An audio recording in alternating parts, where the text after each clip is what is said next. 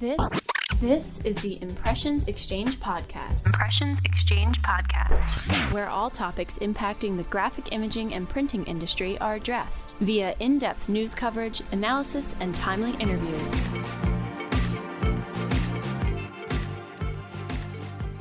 Hi, I'm Denise Gustavson, the Editorial Director for NAPCO Media and the guest host for the special Printing Impressions podcast series in celebration of Women's History Month, which is highlighting women in the printing industry. During this series, I'll have the opportunity to talk with women from all segments of the industry about their experiences and their journey as a woman. So today, it's my pleasure to welcome Kathy Guerineau Shook. She's the National Account Director for Image Options. Welcome, Kathy. Nice to be here. Thank you. Thanks for joining us. So just to get us started, can you tell us a little bit about your company and about your current role in Image Options? Sure. Yeah. So I am, as you said, a National Account Director for Image Options. We are based in Southern California and Northern California, but we have a national presence and we do work all across the country to support a myriad of services. We like to say that we have 4 pillars of work that we service: retail, environmental, graphics, so working in the EGD space. And basically, for those people who don't know what that is, it's basically when a new building is constructed or there's a remodel. Once all of the walls are put up and the walls have been primed, so to speak, we go in and we do the branding. So that's the second one. Then we do trade shows and events and exhibits. So essentially, I work with clients from the entertainment industry to tech companies in the Bay Area, retail clients such as Foot Locker, servicing those 4 pillars of business that we handle. Certainly keeps you busy with all those different areas that you can delve into with clients. Yes, but keeps me very interested and engaged because every day is a different day and there's lots of different projects, different kinds of projects that I'm working on. I could be working on a 3-dimensional billboard for Hulu for Dope Sick, which we just did, while also working on an event for Cisco Live that's going to happen in June in Mandalay Bay in Vegas, and a retail display for Foot Locker. So yeah, it's very interesting. A lot of different categories. Definitely. So how did you end up getting started in printing? Now, I ask this question to everybody. Is printing something you wanted to go into? Most people say no. I didn't even know it existed. I mean, seriously, I think there are certain industries we take for granted as we're coming into our own as adults and going through getting an education. And of course, print is everywhere, right? Comes in your mailbox. It's in the form of brochures. It's on the subway, in a train. Print is everywhere, but you just sort of take it for granted unless you're a graphic designer or that's something that, maybe your parents were part of it. So no, I didn't have any inkling of wanting to go into print. I did think that I wanted to be in sales. I just didn't know what industry. And I had the privilege of spending my junior year in France as an exchange student. And I met my now ex-husband, but my then husband, whose parents had a print company in Lyon, France, and had just started a print company in Irvine, California. So that's sort of how I got into the world of printing. And I actually, through their connections, my first job in printing was really as a print coordinator intern for a French advertising agency in Lyon. The agency is RSCG, Rue Saguila. And so it was just very funny. I worked for this curmudgeonly old print producer, very old school, middle of the day whiskey drinking guy. And and his name was Marc Girard. I still remember his name. And he was very unconventional and broke all the rules. But of course, it was the 80s and it was in France. So you can only imagine. I won't even go into detail. But looking back now, I think I was 22 and I have to imagine there were some probably colorful moments I remember the profanity. And, my French was still very basic, but I just remember all this profanity and, some moments that were very, perhaps professional. But, I was, again, 22 and it was the 80s. So I think now in today's world, I look back on that and think, oh my gosh, I can't believe that. How inappropriate. You're out of here. So that's certainly an interesting way to get started in the print industry, to say the least. Yes. So I was on the agency side, and then I went to go work for the print company that my then husband's parents had in Lyon. And I started off literally as a receptionist. My French wasn't that great. And I just remember it being very difficult to take field calls. When you're learning a foreign language, you learn all of the vocabulary, but the thing you don't learn are everybody's names, and everybody's name is different. And so as a receptionist, you have to remember the name and be able to then somehow spell it out and then go find that person within the organization. And anyway, so it was very interesting, but I got my French up to speed pretty quickly. And then I quickly moved into a sales role with the company. And this was back in the 80s, and I would get in the car and drive to Nice. So I was in Lyon. I'd drive 3 or 4 hours on the French highway to Nice, France, and sell printing in Nice. And, we didn't have cell phones with GPS and ways to, I literally remember pulling off the side of the road, looking at the map and starting your way. Yeah. Yes. And I think, I was a young woman who didn't speak great French, and it was very easy to get meetings because they were intrigued, like, who's this person trying to get a meeting to sell printing to me? Yeah, you can come in. And so, yeah, I had a lot of early success just because there was this difference factor and intrigue that, a lot of the French companies, the French agencies were curious, who is this person? So, but you didn't stay in France. Didn't stay in France. As I mentioned, we had a company here in Irvine, California, and my husband and I got married and moved to California, and he was running production and I took on a sales role. And it was a small family-run business, and we didn't want our clients to know that I was part of the family. So I used my maiden name for several years. So I was known as Kathy Parrish in the industry. And so whenever there was an issue, I could go to, let me go talk to management about that. Really, I was talking to my in-laws and to my, my husband then. So it was pretty funny. I remember going to 20th Century Fox and presenting our services to the production manager at 20th Century Fox and having some pretty early on success. We had a very unique product, and we were providing a print service that didn't exist at the time. It was 4-color inline screen printing. And so it was very exciting times and this was before the digital world. So if you wanted to print, if you had 100 posters that you needed to print, large format, you had to print them. If you wanted to control the color, you'd have to print them via lithography or offset. Or screen printing 1 color at a time. So our bringing the 4-color inline screen printing gave the print producers who were on press check the ability to see all 4 colors at once, and it sped up the process. It increased the color and registration and all that. So yeah, it was very, very fun and exciting times. Definitely. And it's interesting, just for you to be able to see all the changes in the industry too, and in 2 different countries. Yes. Because European print shops are still very different than American or US or North American. And just to be able to see the differences and also the similarities, what challenges, et cetera, et cetera. So now you're in the States. You didn't stay with this small company, I'm guessing. So you've had other positions within the industry as well? Yes. I mean, I basically have been basically focused on sales. I did play an HR role at one point in my career, just help fielding personnel issues. But really my love has always been in account management, working with clients. That's really where my passion is. What is it that makes it so, what is it is it the personal relationships, I would guess? Yeah, absolutely. And when I know that I have something of value to offer someone that will help them in their job to be successful, I really love creating that relationship and helping other people. So, and really it's just about, yes, relationships and helping others. Okay, awesome. Now, things have changed since you started out in the 1980s. Printing has changed a lot over the last several decades. And the role that men and women have played in printing, I think, has changed as well. Printing still, as a whole, is still very much male dominated, no matter which way we look at it. Absolutely. So have there been challenges or situations that you've had to overcome because you're a woman in sales?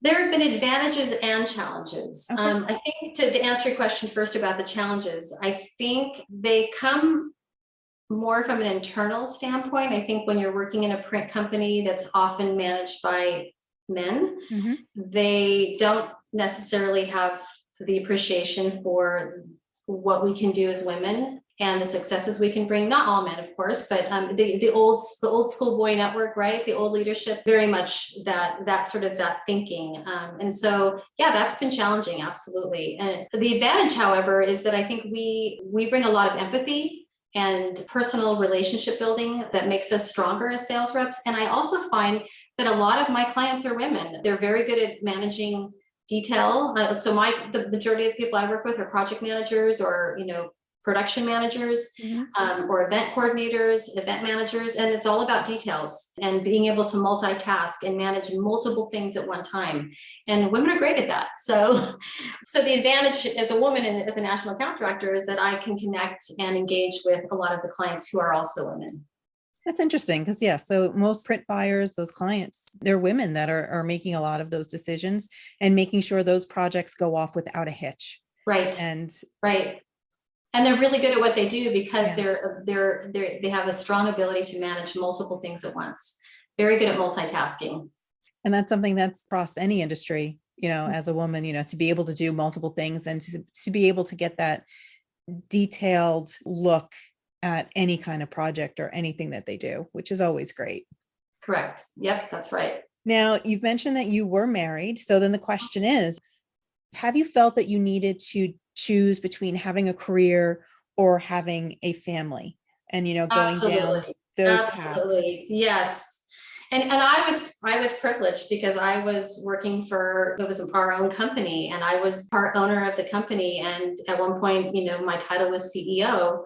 And even though I had all this flexibility, right, because ultimately I was the boss, ultimately, no, the client is the boss, right? Mm-hmm. And we know in our industry, it's deadline driven. It's very competitive. And if you're not on it, you're not there and you're not delivering, they're going to go to the next company. So yes, it was very challenging. In fact, I did take off some time. I have 3 children. They're all grown. They've all flown the nest and they've turned out wonderfully. And I'm so proud of all of them. When they were 3, 6, and 9, I took about 3 years off and I came back begrudgingly, but I'm so glad I did. I didn't want to leave being home full time, but I realize now that it really is important to do both. And I think I had the privilege of modeling that for the children. 2 of my kids are women and they got to see me act in a professional manner. And I think it really empowered them and inspired them in their professional journeys as well. So yes, it's definitely hard. There's no question about it. I think in every industry, we women struggle in balancing work and family. Has that gotten better in recent years? Or do you think it's really kind of the same? I think probably on some levels it's harder because, now women are working from home and they have, with this pandemic, the children are out of school or being, they're homeschooled and they're trying to manage the children off in the other room while doing their work. And yeah, I think it's probably gotten harder. I mean, they get to be more present and more connected and in the same house and be with their children versus gone 10 hours a day. But the trade-off is that they're never fully present either with their children or with work, right? There's always this sort of trade-off. And I remember often feeling like I was never doing either job really well. I was doing okay with being a mom and okay with being an account director. You know what I mean? Yeah. Obviously, you want to be 100%. If you are at work, you want to be 100% at work. If you're at home, you want to be 100% at home. But that sometimes is difficult, especially with the technology today, because you're so much more accessible too. Mm-hmm. That's right. Absolutely. Yeah. Your phone. I mean, I have a memory of, this was back in the day when cell phones were relatively, new, really dating myself here. But I remember I was driving the car with the kids and it was like just one work phone call after another. And it was, I don't know, it was probably like 5 o'clock. And so, things were sort of winding down and I was driving the kids to soccer practice or whatever. And I remember just at one point, the kids were so exasperated because I had been on the phone, repeatedly. So here I have this impression, I'm with the kids, I'm driving them to soccer practice, but I'm not really with them, right? Yeah. And I remember a phone call came in, I looked at it and I just threw my phone to the back of the car. I said, I am not taking this call. I am here with you kids now, So it's a challenge. I think there's no way around it. So yeah. Yeah. And like you mentioned, the pandemic has, I think, it's been more impactful on women, because if you look at the reports, how many women have been, removed from the workforce because in many cases, they're the ones that usually get charged with taking care of the kids, with dealing with the family matters. With the pandemic, it was making sure that they were homeschooled correctly and they're getting their homework done. And in many cases, that just fell on women. And so many women came out of the workforce. So Right, now, because it's so stressful trying to manage both. yeah, I mean, you're trying to keep up on your 100+ emails. Meanwhile, your children are struggling in math, and you need to help them. And it's very hard. And so I think a lot of women probably just felt like, I'm better off if I just focus on the children at this point. yeah. And then you add in cost of daycare now, as we're now, businesses are opening back up, things are opening back up, then the question is, well, does it pay? The cost of daycare is just astronomical. Where does it pay? Does it pay for me to go back to the workforce as a woman, or should I just stay home? Where is that cost differentiation, which is a difficult decision? Very much so, yes. And I think the thing that is challenging is that at some point they do all grow up and they do all fly away. And so as women, you have to say, well, what am I going to do when that happens? And so I said earlier, I begrudgingly came back to work when I was at home for about 3 years. But I'm so glad I did, because they've all flown the nest and I have this career, and I'm so invigorated and empowered, and I love what I do. And I can't imagine if I had not been building this for the 10 years before they left. And that's what happens to a lot of women, is they focus on being home with the children, which I think is a beautiful and noble thing, but they also have to find where do they fit in? What is their role after the children grow up and leave? Because they all do grow up. When you're in the throes of it and they're 3, 6, and 9, you just can't even imagine you're ever going to have a life without them. But they do grow up and they move on. And so as women, we have to be asking ourselves, what is my role going to be in this world? What am I going to do when they're gone, to either income or contribute, or what is my identity past my children? Exactly. Yes. And that's always a question I think everybody has to make too, once the children, leave the nest. But I think it's more of a difficult decision, I think, for women, because of the role that they've normally played in the role of raising kids and the expectations. Yeah. In terms of women in leadership roles, you said, you were a CEO at one point, you're now in national accounts director. How helpful or how beneficial is it to have women in roles like that within the industry, do you think? I think it's really important. And I think wherever it's possible to have a balance of having women in leadership roles, I think it's really important so that all voices are heard. I think as important as that is, it's also important that the men that are in leadership roles really empower the women that report to them.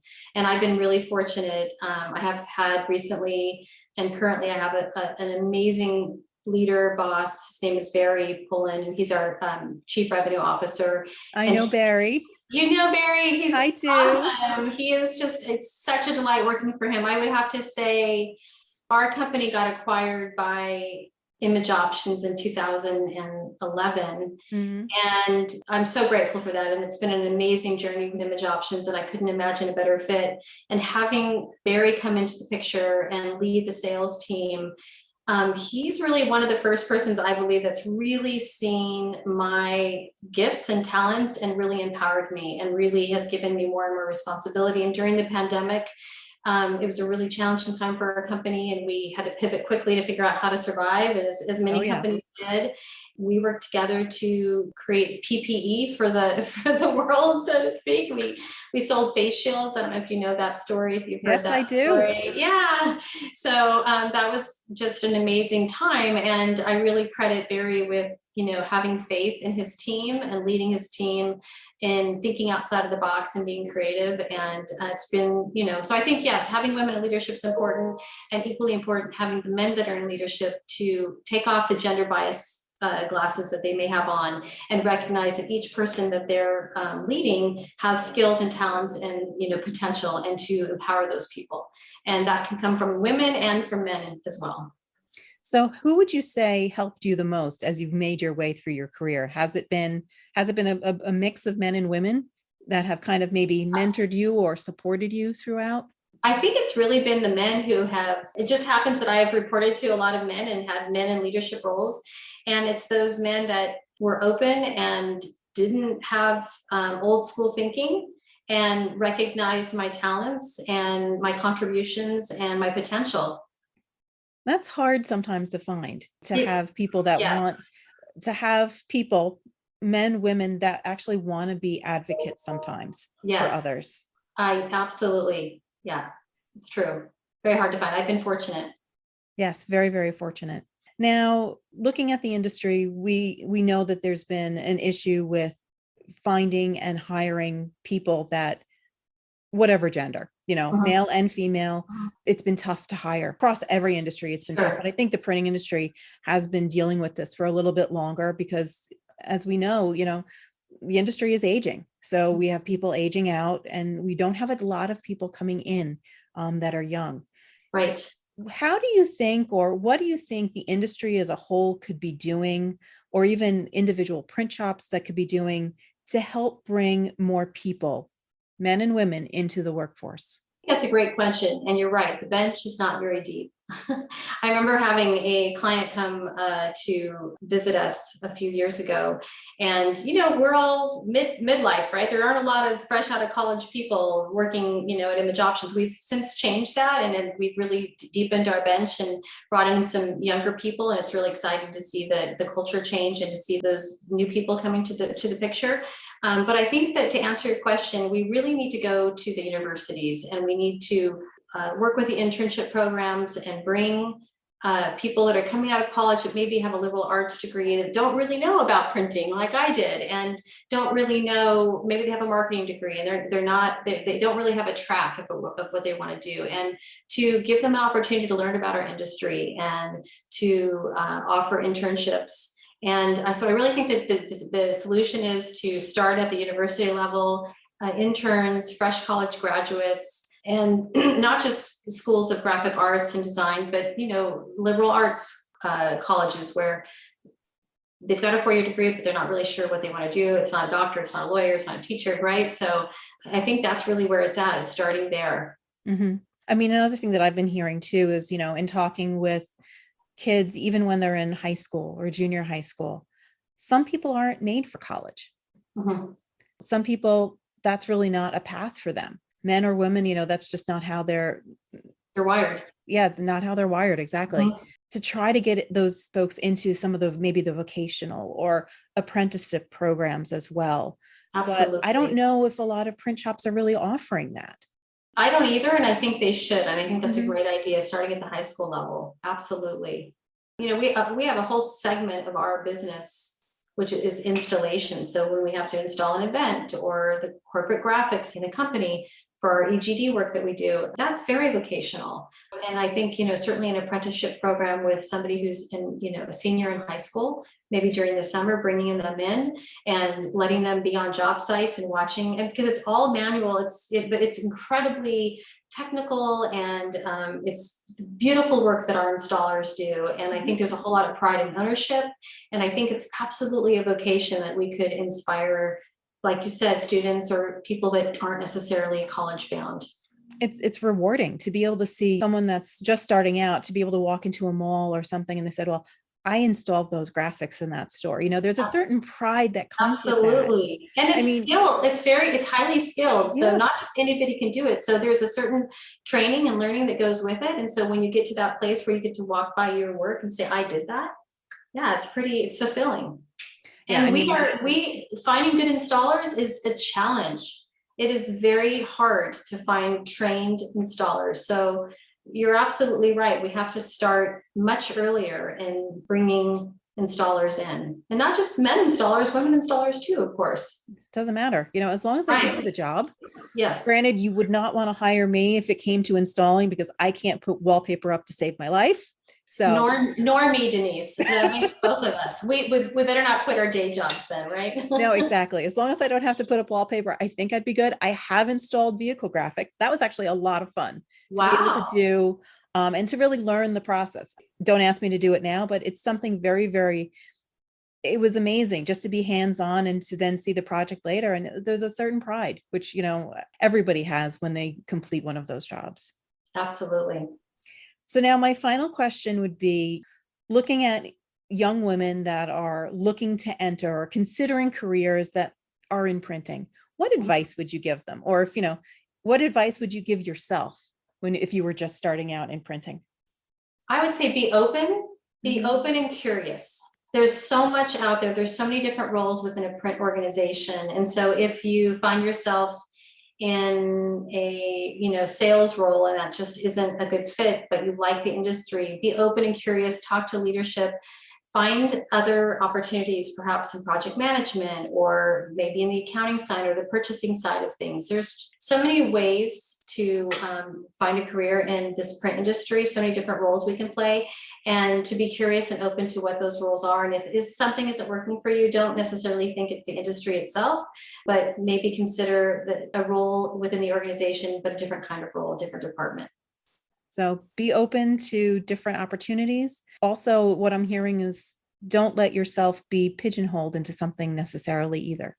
Correct. Yes. Well, Kathy, it was an absolute pleasure talking with you and getting to know you a little bit. So thank you so much for spending some time with me today. Thank you, Denise. And likewise, I really enjoyed our talk, and thank you for inviting me to participate. I appreciate it. Thank you for joining us today for this episode of our special podcast series in celebration of Women's History Month. Be sure to check out the rest of the interviews and stories we'll be highlighting throughout the month of March.